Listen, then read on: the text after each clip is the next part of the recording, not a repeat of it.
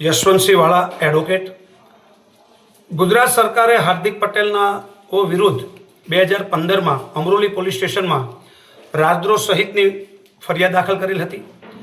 પાટીદાર અનામત આંદોલન દરમિયાન જે કંઈ ગુના સરકાર તરફે દાખલ કરવામાં આવેલા હતા તેમાં મહદઅંશે 90% જેટલા કેસો ગુજરાત સરકારે નોટિફિકેશનથી વિડ્રો કરવાનો આદેશ જારી કર્યો હતો અને એ નોટિફિકેશનમાં રાજદ્રોહ સહિતનો કેસ પણ વિડ્રો કરવાનો ઉલ્લેખ હતો અને એ નોટિફિકેશનના આધારે ગુજરાત સરકાર તરફે સરકારી વકીલ સાહેબે સુરતના પ્રિન્સિપલ ડિસ્ટ્રિક્ટ એન્ડ સેશન જજ સમક્ષ કેસ વિડ્રો કરવાની અરજી આપેલ, જે આજ રોજ પીડીજી સાહેબે કેસ પરત ખેંચવાની જે સરકારની માંગણી હતી તેના પર મોહર મારી છે અને હાર્દિક પટેલ, અલ્પેશ કથિરિયા, વિપુલ દેસાઈ, ચિરાગ દેસાઈ નાઓને રાજદ્રોહ સહિતના ગુનાઓમાંથી અને એમનો જે આરોપ લગાવેલો હતો તે આરોપોમાંથી મુક્ત કર્યા છે અને સાથે સાથે દરેક આરોપીઓને 15,000ના જામીન અપીલ પીરિયડ સુધી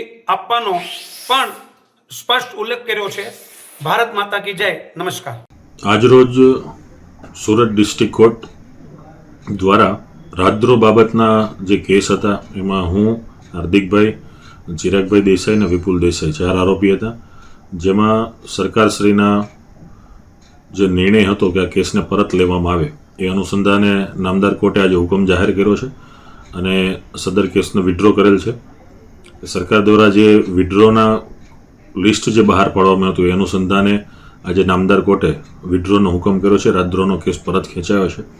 આ તબક્કે સૌ સાથી મિત્રોને પણ ખૂબ ખૂબ અભિનંદન આપું છું અને સાથોસાથ સરકારશ્રીએ પણ પોતાના વાયદા અને વચનો મુજબ સમયાંતરે કેસનું જે અપડેશન લીધું છે એ તમામ જે કોઈ પણ આમાં મહેનત કરનાર મિત્રો છે અને ખાસ કરીને સરકાર, વકીલ અને સાથોસાથ સરકારને પણ અભિનંદન કે સમયાંતરે કેસનું સંપૂર્ણ ઓબ્ઝર્વેશન કરી અને આજના દિવસમાં આ કેસને પરત ખેંચ્યો છે.